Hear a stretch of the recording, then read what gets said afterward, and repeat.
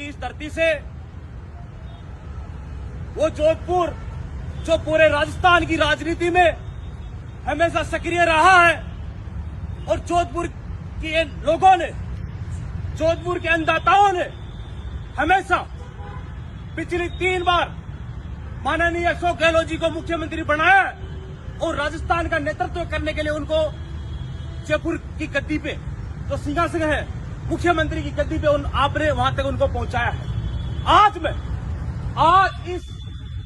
जोधपुर के इस प्रांगण से मैं एक बहुत बड़ी बात कहने जा रहा हूं कि माननीय चिकित्सा मंत्री जी,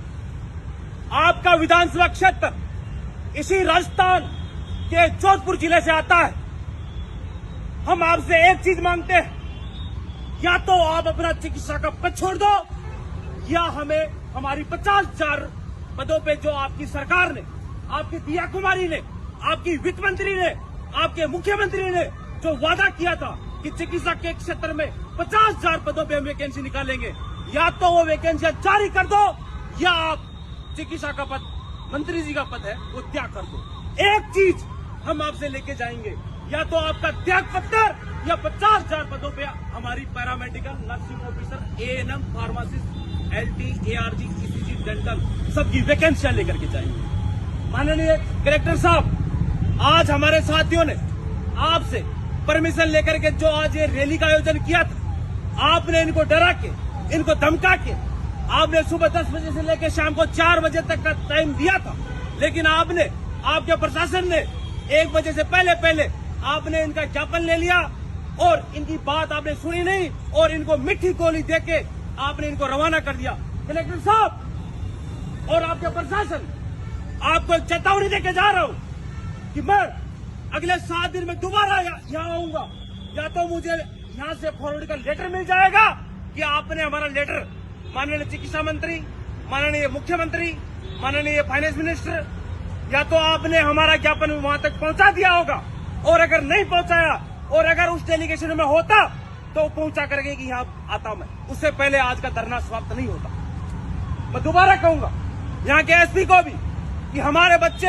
हमारे भाई, हमारी बहनें जो धरना प्रदर्शन करते हैं, अच्छी बात है, आप हमें परमिशन देते हो,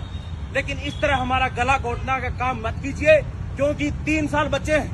3 साल बाद में हम दोबारा आपकी सरकार पलट देंगे और वो लेके रहेंगे जो हम चाह रहे हैं। पिछली सरकार को घमंड हुआ,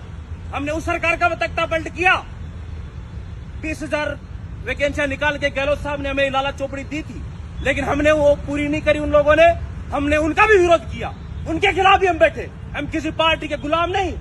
हम ये चाहते हैं हमारे जो बेरोजगार भाई, हमारे जो किसान के बेटे हैं, हमारे जो बहनें हैं जो दिन रात नाइट ड्यूटी करती हैं, इवनिंग ड्यूटी करती हैं, घर का प्रोग्राम मिस करती हैं, फिर भी आप लोगों ने हमारी मांगे नहीं मानी, तो हम एक ऐसा कार्यक्रम कर देंगे कि यहाँ से, कल आपने देखा होगा कि चूरू से माननीय राहुल कस्वा एमपी साहब ने एक आह्वान किया था किसानों के लिए, वो जयपुर की ओर आ रहे थे ट्रैक्टर लेके, लेकिन आपने, आपकी सरकार ने, मुख्यमंत्री जी आपकी सरकार ने एक एमपी को उसके जिले की पुलिस ने रोक के रख रखा, उसको जाने नहीं दिया। लेकिन हालांकि आपने डेलीगेशन किया, अच्छी बात है, वहां का मैसेज आया, लेकिन हम वो रुकने वाले नहीं है, हम डेलीगेशन जाके करने वालों में से नहीं है, डेलीगेशन खुद चला के आएगा। और मैं आह्वान करूंगा आप सबके माध्यम से, मीडिया के माध्यम से, भाइयों के माध्यम से, इस बार की रैली जोधपुर से कलेक्टर की तरफ नहीं आएगी, जोधपुर के एमडीएम हॉस्पिटल से जयपुर की ओर कुछ करेंगे। और मुझे पूरी उम्मीद है कि चाहे वो नर्सिंग के नेता हो, चाहे फार्मासिस्ट के नेता हो, चाहे एलटी के नेता हो, चाहे ईसीजी के नेता हो, डेंटल, नेत्र सहायक, ईसीजी जो भी है, पैरामेडिकल में 18, 13, 14 कितने में डिप्लोमा आते हैं, 16 डिप्लोमा आते हैं, उन सबकी वैकेंसियों के लिए हम काम करेंगे। हम फार्मासिस्ट के लिए काम कर रहे हैं, हर किसी के लिए काम कर रहे हैं, जो हमारे पास आता है हम काम करते हैं, क्योंकि हम बेरोजगार हैं। हमारा कोई जाति वगैरह कुछ नहीं है, हमारी कोई जाति नहीं है, सिर्फ बेरोजगार हमारी जाति है। सही कह रहा हूँ? बिल्कुल सही कह रहा हूँ ना? सही कह रहे हो। हमारी कोई जाति नहीं है, कुछ नहीं है, हमारा परिवार ही नहीं है।